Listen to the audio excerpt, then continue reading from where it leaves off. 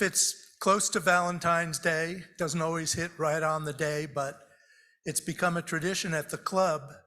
I think it's been going on for at least 25 years, where the Opera Theater Singers have come to provide a Valentine's gift to the club, and we're always very grateful.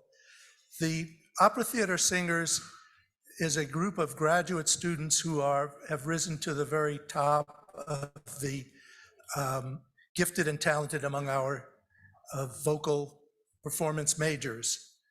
And their purpose, which was developed by Dennis Jackson, who was a member of this club and actually recommended me for membership many years ago, founded the group, whose purpose was to provide outreach and ambassadorship for the university and for the college in particular.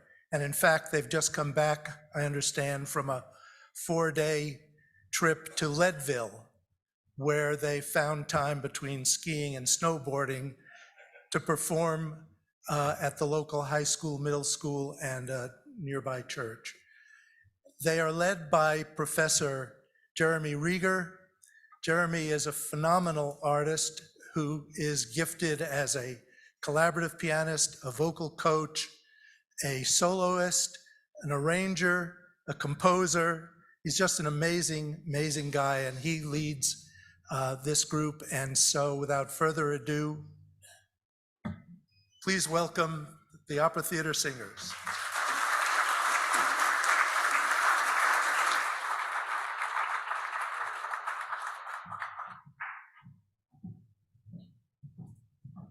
Thank you. Today we're going to explore the idea of love in different ways, and we're going to start by exploring the idea of love between friends. So these are two friends. This is Alice Del Simone and Jenna Clark. They'll be performing the Flower Duet from Lockmay.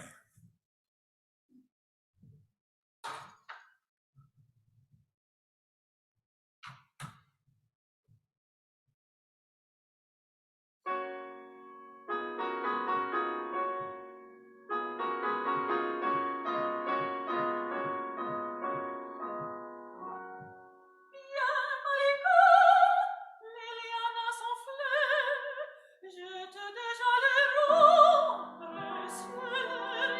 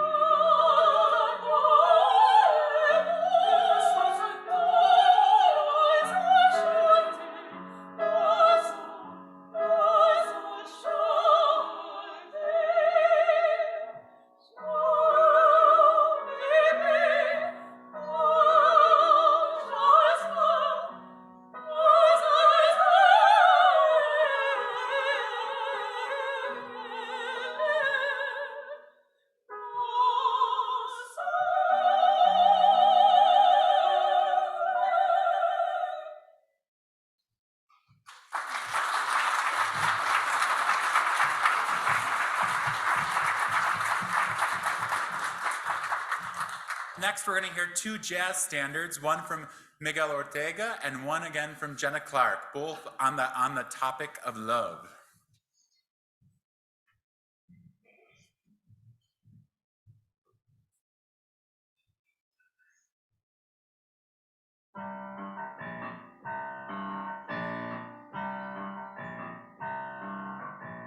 Fly me to the moon and let me play among the stars. Tell me what the spring is like on Jupiter and Mars. In other words, hold my hand. In other words, darling, kiss me. Fill my heart with joy and let me sing forevermore. You are all I long for, all I worship and adore. In other words, please be true. In other words, I love you. Fly me to the moon and let me play among the stars. Tell me what the spring is like on Jupiter and Mars. In other words, hold my hand. In other words, darling, kiss me. Fill my heart with joy and let me sing forevermore. You are all I long for, all I worship and adore. In other words, please be true. In other words, I love you.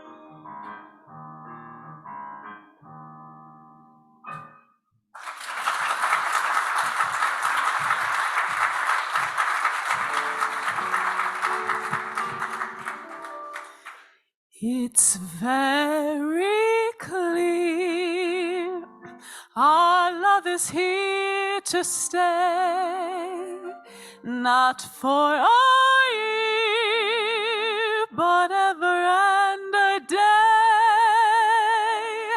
The radio and the telephone and the movies that we know, they're just passing fancies and in time may go.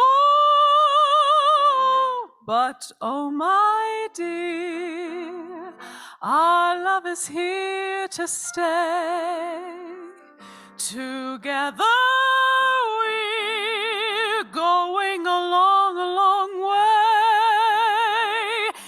In time the Rockies may crumble, Gibraltar may tumble, they're only made of clay, but our love is here to stay.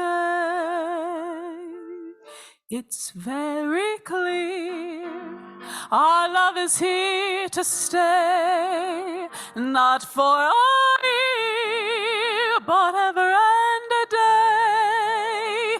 The radio and the telephone and the movies that we know, they're just passing fancies and in time may go.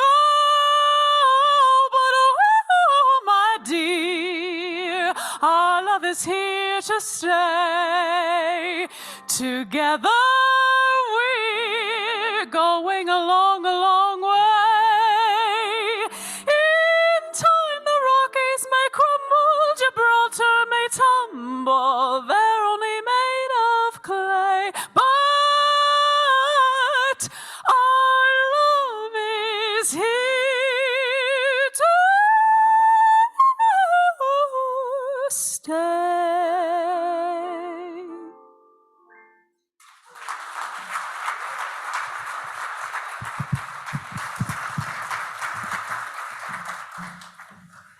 Next, we'll be hearing a piece from a musical called The Secret Garden. This is about love that two brothers had for the same woman.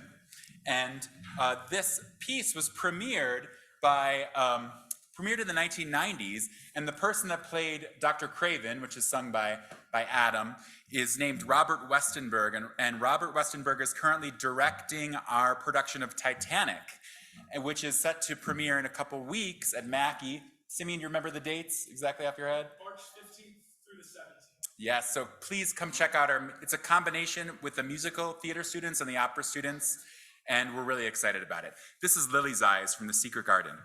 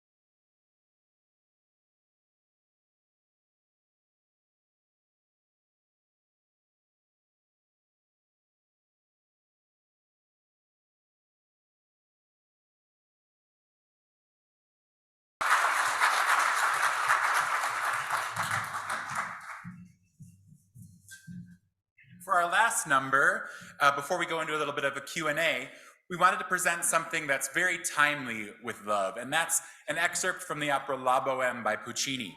In Act 3, we have Camilla Robello singing Mimi, and she is going to break up with her boyfriend of a year, Rodolfo, sung by Miguel.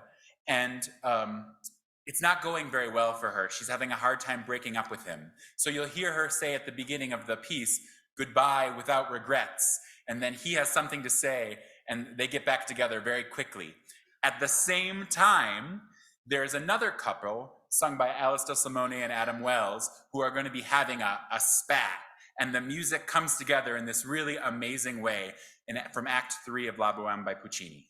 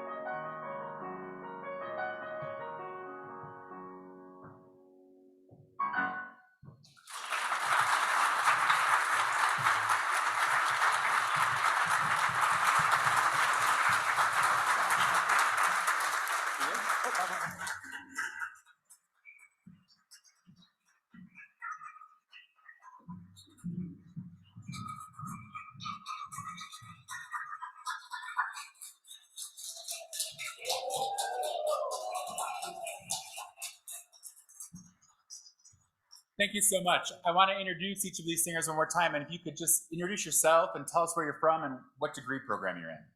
My name is Adam Wells. I am originally from Clemson, South Carolina, and I am a second-year artist diploma student. Hi, I'm Alice Del Simone. I'm from Oakland, California, and I am a first-year doctoral student. Hello, my name is Camila Rabelo. I am from Brazil, and I am in my first year of the AD program.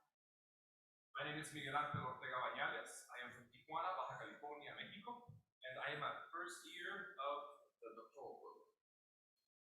My name is Jenna Clark. I'm an artist diploma student second year, and I'm from Denver, Colorado. My name is Simeon Wallace. I'm a first-year vocal performance and pedagogy master's student, and I'm from Shelby, North Carolina.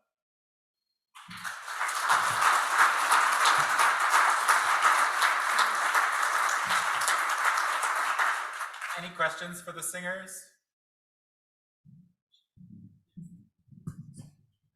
Can you each tell us how old you each were when your talent was discovered, either by yourself or by your teachers? Yeah, I was in kindergarten, I think, actually. Neither of my parents are particularly musical, and so my preschool principal pulled them aside and said, "You know he can actually sing, right?" And they were like, "Hey, yeah, all kids can sing." They're like, no, he actually has a voice. Yeah, so, and then I immediately started after that. I also have non-musical parents, but my dad loved opera, and he always wanted me to sing, and so I joined a children's choir at age 8. So I also don't have music parents, but I started playing guitar when I was 12 years old in Brazil, and then I started to sing in a choir and take voice lessons, and then I stopped to play the guitar, and with 12. Yeah, we got two. I also played guitar when I was about 11 years old. My parents were from a moderately musical family and just got along together on the weekends to play music. And you just stick with that and you do that, right? But then when I went to university, I joined an opera choir and we started putting shows. And one of the teachers was like, "You really need to take lessons. This could be really good for you." So I started at 19. I sang all the time since I was born, but I didn't really take it seriously until probably my first time taking a voice lesson was my sophomore year of high school. And at that point I was still very it's just for fun, kind of because my mom wanted me to. And then I didn't actually start pursuing opera until grad school. So I did choral conducting and sang in choirs for a long time. And then I just decided I wanted to see how far I could get singing because I just loved being on stage. And so then I pursued vocal performance as well. Yeah, I think I came into this world singing. My parents said whenever I'd read a book, I would sing the words in the book and try to make a song out of it. I have musician parents. My dad's a jazz pianist, and he tried to teach me piano growing up, and I didn't really stick with it, but I sang a lot, so he put me in voice lessons. And so I think just doing children's choir, church choir growing up is where I began, and yeah, ever since I've been singing, so.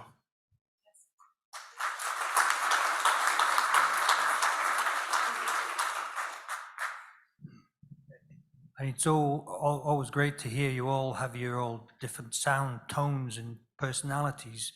But Miguel, I just noticed, has anyone ever said to you how similar you sound to the great Pavarotti? Who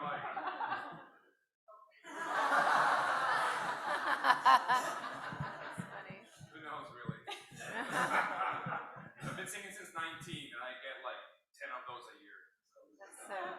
I'll take it. Do we have any more questions in the room?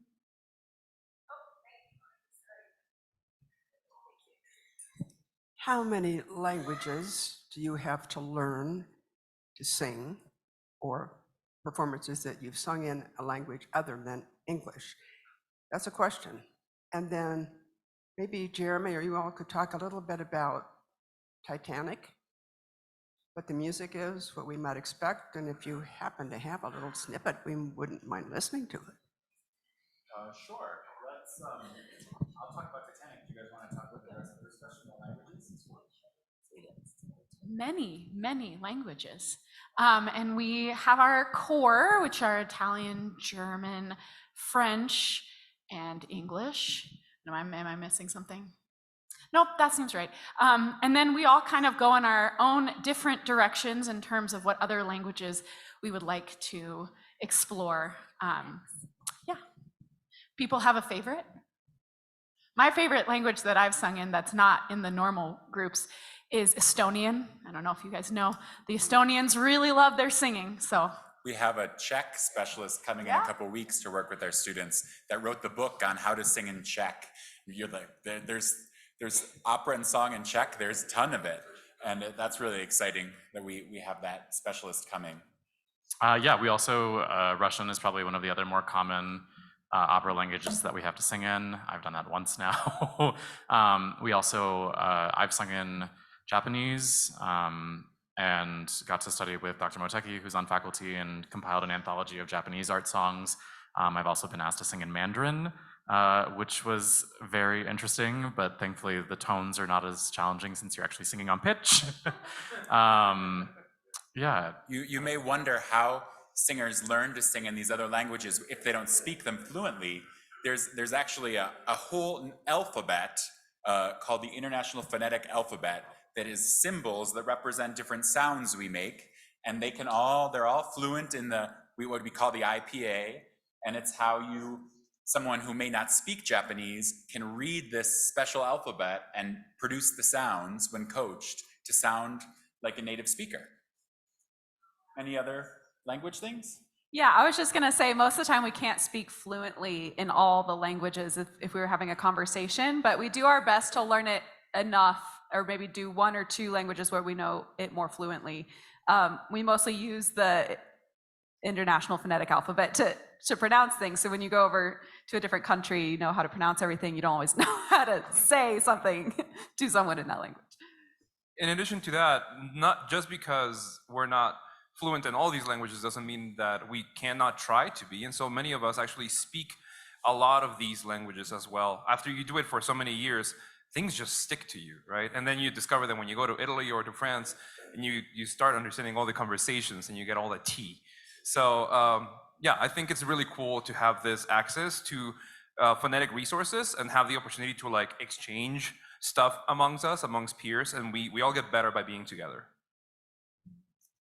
So Titanic is a musical written in 1999, and Miguel actually is playing the captain of the ship. So the musical premiered right around the same time as the very famous James Cameron movie. And I'm sure many of you are familiar with that movie.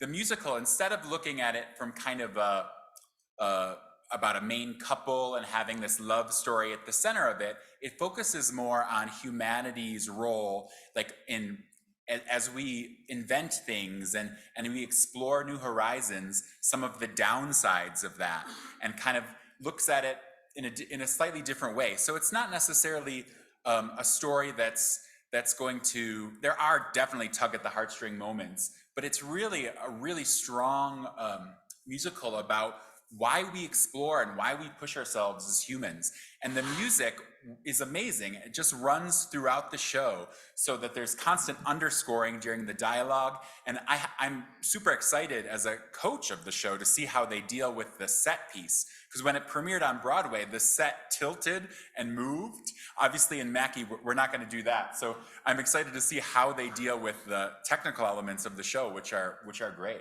Miguel, anything about singing the captain that you want to share? It's very low. It's a very low role. It's originally for a lower male voice. I have the range to access it. It's a really cool role. There's a lot more talking than singing, but many of these lines are very deep. There are very important things that need to be known. So I think it's really cool how the composer, the moments where the captain is very proud, he's singing, and the moments when he's concerned or when he is utilizing his authority, those moments are spoken completely. So it's really cool to see how it navigates between these two emotions. And there is some tilting. And Oh. I am involved in the tilting of a set piece. And I'm excited and scared. a lot of the performers, it's a great mix of undergraduate and graduate performers in the show. And the rest of the performers are in our April opera, which are 2 short operas by female American composers. One is by Amy Beach, who lived in the early 1900s. One is by Missy Mazzoli, who is currently living. And the operas both deal with the exploration. One takes place in New Orleans and one takes place in Nebraska. And they're both kind of ghost stories in different ways. And that's at the end of April.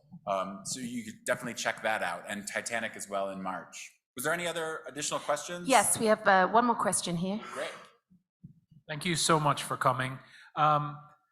So we have a close family friend who is a very talented opera singer. She's been singing for decades. And she says that it is possible to learn how to be an opera singer. And my family has attempted to demonstrate to her for many years that is actually not true, that one can be unloved by music no matter how much you love it back.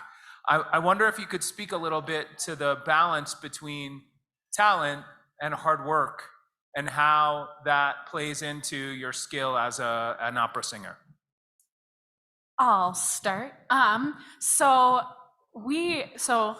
Miguel, Simeon, and I are getting degrees in helping people sing better. So there's a lot of scholarly activity around how to help people and how, especially how to hear well, how to hear when someone is singing for you, what kinds of issues they might be having, and then on the fly be able to come up with different ways to address those issues. So that is what we're studying in our classes, is how to develop that ear, and then also how to develop the skills to be able to push someone in a direction that might cause them to have more joy in singing. But I think anyone can sing, I really do. I agree with your friend. That's a really interesting question, because it's something that we ask ourselves too, because a lot of us, as you probably heard, like grew up singing, have sung a lot, but to make it a career is different, I think, than doing it for fun. So I think if someone's doing it for fun, there is a lot that you can learn just from taking lessons. But if you're gonna do it as a career, not only do you have to have talent and hard work, but you have to have the personality that can endure years and years of rejection and have a business mind to make money. You know, there's all these different parts. So I think there's definitely a talent aspect that goes into that. But I think that's a question that we're all asking all the time. And some of you may not know, but CU Boulder is actually the home of a great legacy of teaching singers to sing with Dr. Coffin and Barbara Doscher. They're people that wrote books on how to take acoustics and science and the art form of singing and use them together to create really strong vocal teachers, which we call pedagogues, and great artists. So these students are in great hands with that legacy. Thank you. Dr. Reger, as you know, we always get the last word, or maybe the last note, but I promise I won't sing. I came from a non-musical family and remained that way. This is our opportunity to thank you for coming today and for coming every year. It's been delightful, and you amaze me, but you don't have any set at all, and yet you can tell the emotions that you're singing about. It was great. One thing I will say is that we treasure this every year, and I hope you'll keep coming. For those of you who have gone to CU operas, keep going. For those of you who haven't gone, don't make that happen again. So in honor of all of you today, our club will be donating 100 doses of polio vaccine to the Polio Plus program, as the eradication of that dread disease is getting very close. So thank you very much.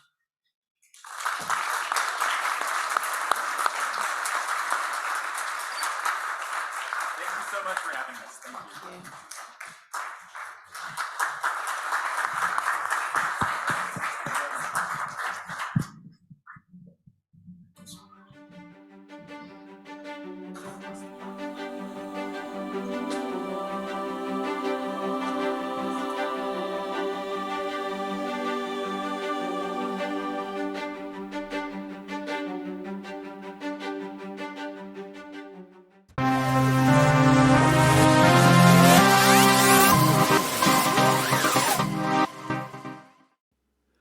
biggest event of the month, according to Bill Anderson, is coming up next week on Thursday, February 15th at 7:15 a.m.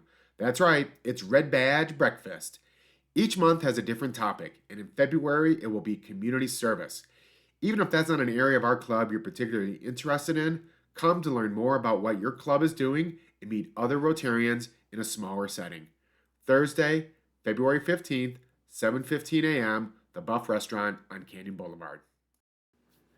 Conifer Rotary is launching its first ever MindFest, a mental wellness and health fair designed to boost mental wellness and live your best life. MindFest is open to everyone and admission is free.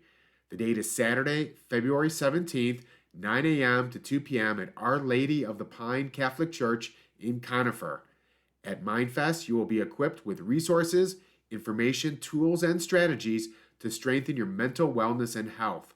There will be games and hands-on activities for people of all ages, along with about 30 booths. At 10 a.m., a speaker series begins with the keynote speaker, Vincent Atchity, CEO and President, Mental Health Colorado. He'll be talking about what a mentally healthy community looks like and what steps need to be taken to get there. This will be a fun and informative day. Mark it on your calendars, and we'll see you Saturday, February 17th, 9 a.m. to 2 p.m. in Conifer. We have an exciting opportunity for Boulder Rotary Club volunteers to support a creative learning program for Colorado grade schoolers. Destination Imagination prepares kids to be innovators by combining the arts, sciences, and technology with creativity, teamwork, and problem solving. At Destination Imagination statewide academic tournaments, student-led teams present their solutions to challenges for evaluation by trained appraisers. In working to solve these challenges, team members learn 21st century skills such as creativity, critical thinking, collaboration, and communication. Our club is partnering with Destination Imagination to provide 2 types of volunteers to support their Northern Colorado Regional Tournament on Saturday, March 2nd, 2024 at Platt Middle School, 6096 Baseline Road in Boulder. First, general duty volunteers will commit 3 to 4 hours to assist with setup, registration, and logistics. Second, those who volunteered to be appraisers or judges will work from 8 a.m. to 3 p.m.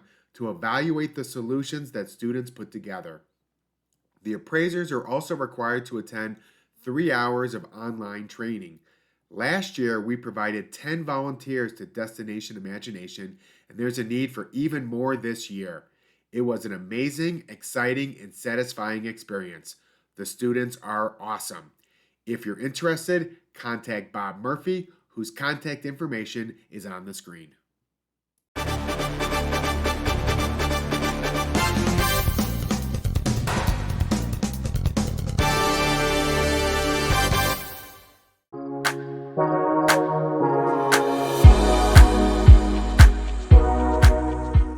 Hey, good afternoon, everyone. I am here in Lisbon with Bill Anderson. Bill, welcome to Lisbon. Thank you. Thank you, Chad. We are going to do a very quick Rotarian on the street.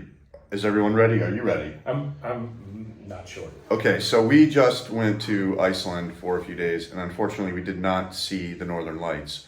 But it made me question the idea of the Northern Lights, and we're going to ask Bill that question now. So, Bill, if you are standing on the North Pole, literally on the North Pole, are the Northern Lights actually in the south?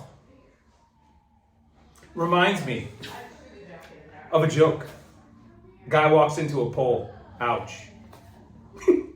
Maybe we should restart that one. No, I think that's it. We're going one take, baby. Thanks, everyone. We'll talk to you soon. All right. See ya.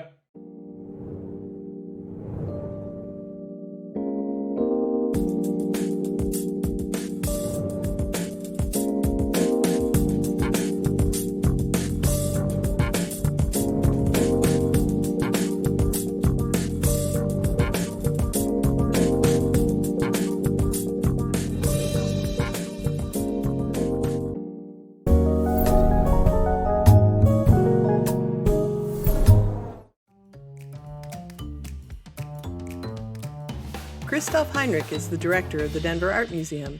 Next week, he'll give Boulder Rotary Club an overview of the museum's architectural and artistic wonders in its expanded campus. He'll also share a little bit about how the Denver Art Museum engages its visitors, offers free programs, including free admission for kids under 18 years old, offers diverse collections, and he'll give us a sneak peek at the exciting lineup of upcoming exhibitions. Don't miss it. Hey amigos, let's Have a great weekend.